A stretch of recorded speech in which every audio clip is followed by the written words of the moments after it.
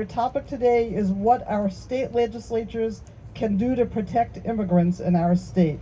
Cindy. Thank you all so much for being here and for coming together bearing witness so that we can make our voices heard and so that we can stand up and be here loudly and passionately in opposition to the cruel and lawless events that are unfolding before our eyes every single day. And I thank every single one of you for coming out, many of you every week, to amplify our voices in the face of this mass deportation regime that threatens all of our rights and all of our safety. I was here speaking 1 month ago today on the Jewish holiday of Tisha B'Av.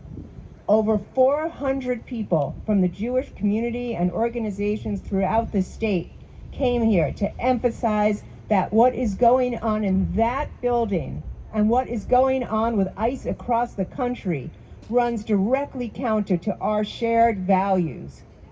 Yes. We came here on Tisha B'Av, which is the saddest day in the Jewish calendar, a day of communal mourning for tragic events in Jewish history.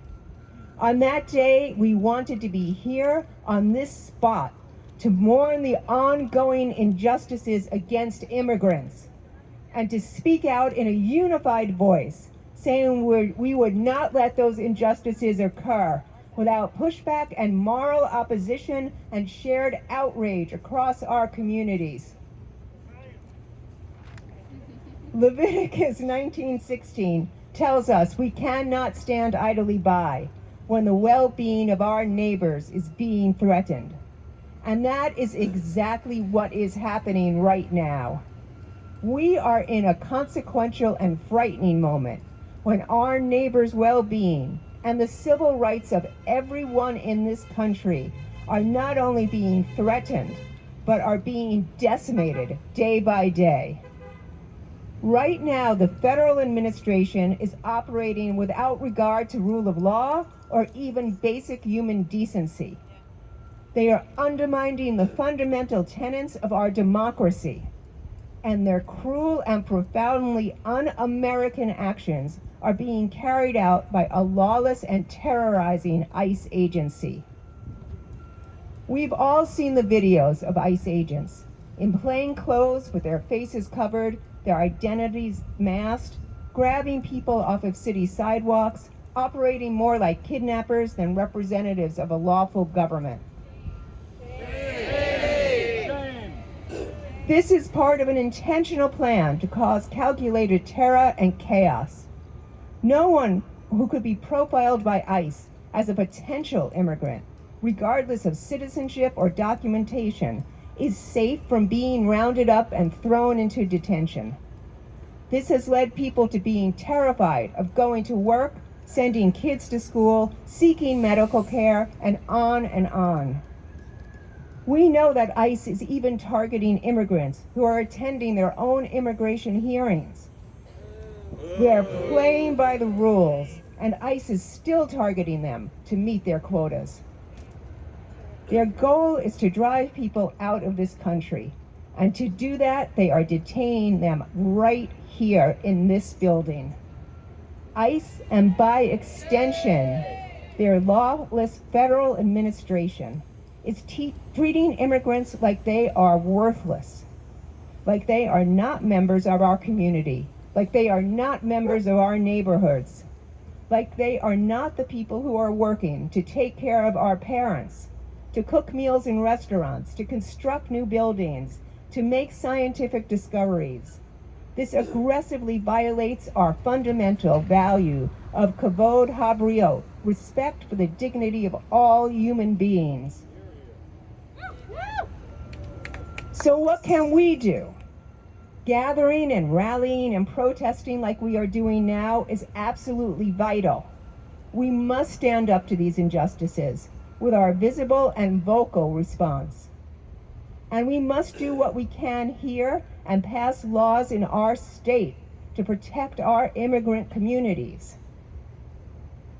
In our State House, there are a number of pieces of legislation that are being considered that will help achieve three important goals: improving justice for our immigrant neighbors, combating this regime of mass detention and deportation, and allowing Massachusetts to serve as a model for other states that are also trying to fight back.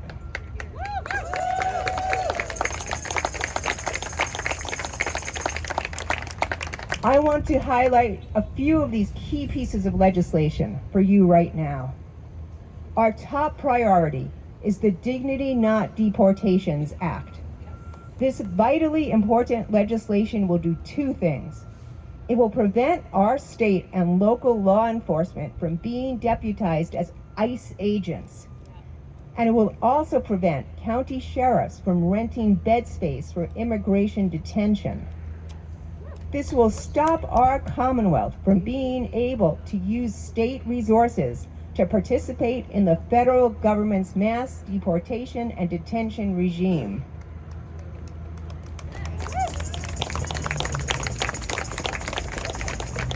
And there are some other important bills.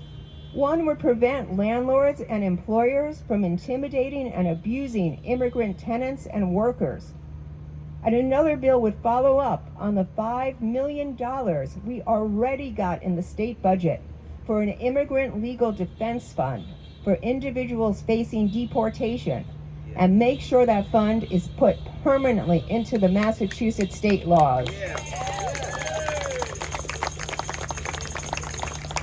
These are just a few of the many pieces of legislation being considered right now that can help us achieve more justice and greater protections for immigrant communities.